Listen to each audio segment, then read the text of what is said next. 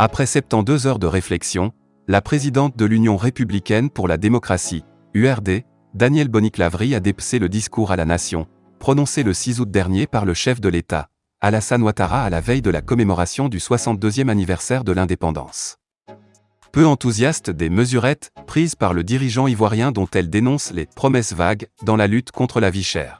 L'ancienne ministre de la Communication ramène le pouvoir en place aux véritables problèmes qui minent la nation et lui crache ses vérités à propos de la grâce présidentielle accordée à Laurent Gbagbo. Nous avons entendu le 12e discours du président de la République depuis son investiture et avons constaté la satisfaction du père de famille, heureux d'annoncer à ses enfants un certain nombre de mesures qui vont améliorer leur quotidien. Qui, en effet, ne peut se réjouir de ce que le pouvoir d'achat va augmenter pour deux catégories de citoyens, les fonctionnaires et les forces de l'ordre.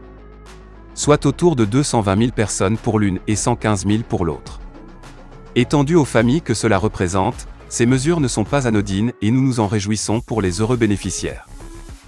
Mais un père se doit d'être juste et équitable.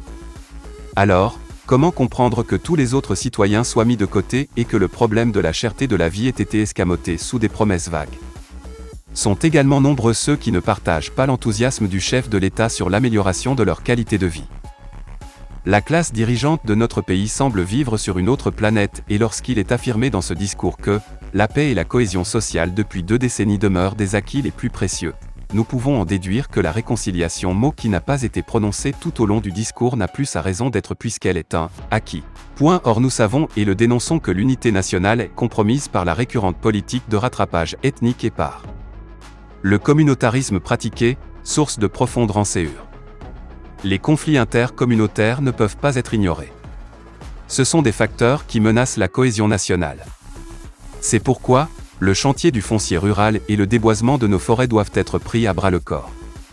L'orpaillage clandestin, dénoncé en son temps par le président Bédié, au-delà des problèmes environnementaux catastrophiques qu'il provoque, soulève la nécessité pour notre pays d'élaborer une véritable politique d'immigration, ce qui n'est nullement contradictoire avec notre vocation, contrôlée, d'hospitalité et d'accueil.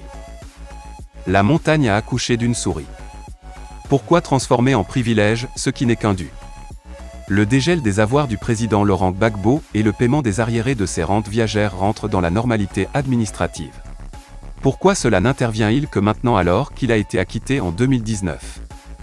Et comment se réjouir d'une simple grâce qui élimine un concurrent éventuel alors que nous attendions une amnistie comme en a bénéficié Simone Gbagbo en 2018?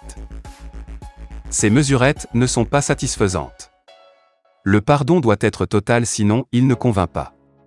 Le dialogue politique a égrené les points essentiels, indispensables pour que la situation se normalise et qu'un point final soit tiré sur toutes ces crises répétitives qui nous ont déchirés depuis 2 décennies. La réponse donnée par le chef de l'État est minimale.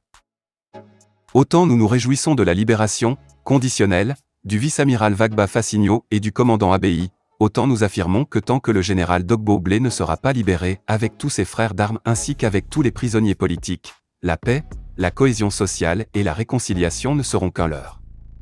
La véritable indulgence consiste à comprendre et à pardonner les fautes qu'on ne serait pas capable de commettre. Victor Hugo.